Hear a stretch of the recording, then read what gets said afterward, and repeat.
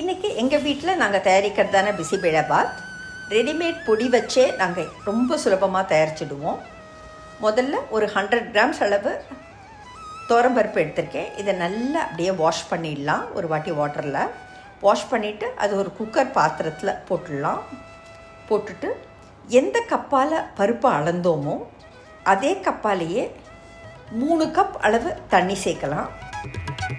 சேர்த்துட்டு நம்ம பருப்பை நல்லா கொதி விட்டு அப்படியே ஆஃப் பண்ண போகிறோம். ஏன்னா இது நல்லா அப்படியே அந்த கொதிக்கிற தண்ணியிலேயே ஊறிட்டு இருந்தாக்கா நல்லா குழஞ்சிடும். இப்போது ஒரு டீஸ்பூன் அளவு மஞ்சள் தூள், கொஞ்சம் சீரகத்தூள் போட்டு இதை அப்படியே நல்ல ஒரு கொதி விட்டுடலாம். கொதி விட்டுட்டு ஆஃப் பண்ணிவிட்டு குக்கர்லேயே இந்த பருப்பு நல்லா ஊறிட்டே இருக்கட்டும். அப்போ தான் நல்லா குழையும். ஸ்க்ரீனில் தெரியறது நாங்கள் வீட்டிலையே தயாரித்ததான சாம்பார் பொடி, எள்ளு பொடி, வெந்தயப்பொடி, அரைத்து விட்ட சாம்பார் பொடி. இது நாலும் தான் நம்ம இன்றைக்கி பிசிபேளாபாத்துக்கு யூஸ் பண்ண போகிறோம். முதல்ல சாம்பார் பொடி, அதுக்கப்புறமா வறுத்து அரைத்ததான அரை சாம்பார் பொடி, எள்ளு பொடி, ஜஸ்ட்டு ஒரு 1/4 டீஸ்பூன் அளவு வறுத்தரைத்த வெந்தயப்பொடி, கருவேப்பிலை பொடி. இந்த பொடிகளை வச்சு தான் நான் இன்றைக்கி பிசிபேளாபாத் தயாரிக்க போகிறேன். இந்த பொடிகள் எப்படி ப்ரிப்பேர் பண்ணலாம் அப்படிங்கிற வீடியோவும் எங்களோட சேனலில் ரெடியாக அவைலபிளாக இருக்குது. நீங்கள் பார்க்கலன்னா போய் பாருங்கள். இதோட பெருங்காயமும் சேர்த்து நல்லா கலந்துருக்கேன். மீன்வைல் ஒரு வாணலியில் கொஞ்சமாக எண்ணெய் போட்டு வெங்காயத்தை கொஞ்சம் அப்படியே வதக்கி வச்சுருக்கேன். பாதி அந்த வெங்காயம் வதங்கிட்டே இருக்கிறச்சு நம்ம கலந்து வச்சதான இந்த பொடிகள் கலவையை நம்ம போட்டுடலாம். இது அப்படியே ரொம்ப நல்ல மணத்தை நம்ம பிசிபேளாபாத்து கொடுக்கும். நம்மளுக்கு அப்போ வறுத்தரைக்க வேண்டிய தேவையும் இல்லை. மீன்வைல் நல்ல தக்காளியை தண்ணியில் கொதிக்க விட்டு அதோட தோலை மாத்திரம் உரித்து வச்சுருக்கேன். அந்த தக்காளி தண்ணியை யூஸ் பண்ணி தான் நம்ம இந்த கிரேவியை அரைக்க போகிறோம். அந்த தக்காளியும் சேர்த்து நல்லா வதக்கிக்கலாம். 4 பல்லளவு மலை பூண்டு சேர்த்துருக்கேன். இதையும் சேர்த்து நல்லா எல்லாம் ஒன்றா வதங்கி வர வரைக்கும் அப்படியே அந்த எண்ணெயிலேயே வதக்கிக்கலாம். இது நல்லா ஆறின உடனே இதை மிக்ஸி கண்டெய்னருக்கு நம்ம ட்ரான்ஸ்ஃபர் பண்ணிடலாம். பண்ணிவிட்டு நம்ம அந்த தக்காளியை கொதிக்க விட்டதான தண்ணி அதை வடிகட்டி வச்சுருக்கோம் இல்லையா, அதை சேர்த்து இதை அரைக்க போகிறோம். மீன்வைல் ஒரு 2 டேபிள் ஸ்பூன் அளவு தேங்காய் துருவலை இதுக்கு சேர்த்துருக்கேன். ஸோ இப்போது இந்த தக்காளி தண்ணி அதுவும் அளந்தே நம்ம விட்டுக்கலாம். ஏன்னா நம்ம டோட்டலாக எவ்வளோ பிசிபேளாபாத்துக்கு தண்ணி சேர்க்குறோம் அப்படிங்கிறது கணக்கில் இந்த தண்ணியும் வரும்.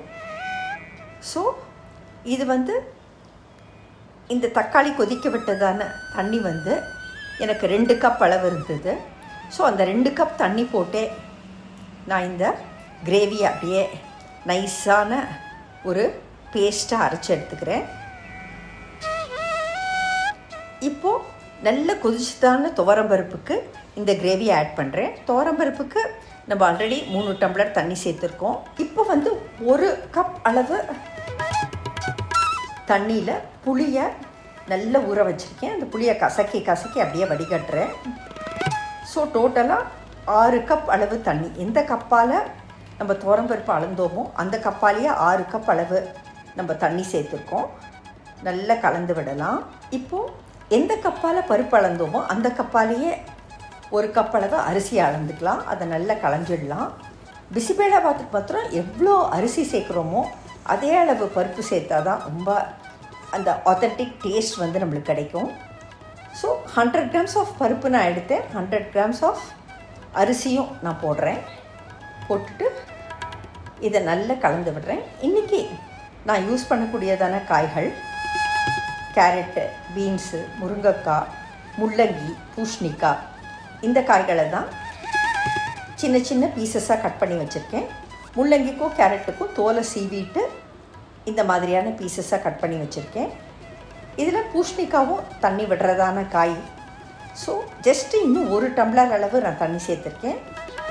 இதை போட்டுட்டு இந்த காய்களை போட்டுட்டு உப்பு சேர்த்து குக்கர் விசில் போட்டு 3 விசில் ஹை ஃப்ளேம்லேயும் ஒரு 5 மினிட்ஸ் அளவு சிம் ஃப்ளேம்லேயும் வச்சு எடுத்தாக்கா அப்படியே குழஞ்சி ரெடியாக இருக்குது. மீன்வைல் தாளிக்கிறதுக்கு கொஞ்சம் எண்ணெயில் கடுகு வெடிக்க விட்டு காய்ந்த மிளகாய் வற்றல் அதில் சேர்த்து கடலையை போட்டு அப்படியே எண்ணெயில் நல்லா வதக்கி ஒரு டேஷ் ஆஃப் பெருங்காயம் அதையும் அந்த எண்ணெயில் அப்படியே நல்லா வறுத்துட்டு நம்ம பிசிபேளாபாத்துக்கு சேர்த்துடலாம். ஸோ இந்த ஸ்டேஜ்லேயே நீங்கள் வேணுன்னா கூட கொஞ்சம் நெய் சேர்த்து கலக்கலாம். பட் எங்கள் வீட்டில் நாங்கள் சர்வ் பண்ண உடனே அப்படியே அவங்கவுங்களுக்கு ஒரு ஜென்ரஸ் போர்ஷனாக ஒரு டேபிள் ஸ்பூன் அளவு நெய் ஊற்றி கொடுப்போம். ஸோ அது ரொம்ப அந்த மனம் நல்லா இருக்கும்னு. ஸோ இப்போது எங்கள் வீட்டு பிசிபேளாபாத் தயார். இந்த ரெடிமேட் பொடிகள்லாம் எப்படி தயாரிக்கிறது அப்படிங்கிற வீடியோவும் எங்கள் சேனலில் இருக்குது. நீங்கள் பார்க்கலன்னா ப்ளீஸ் போய் பாருங்கள் அண்ட் ட்ரை பண்ணிவிட்டு உங்கள் வேல்யூபிள் ஃபீட்பேக் கொடுங்க. Thank you all.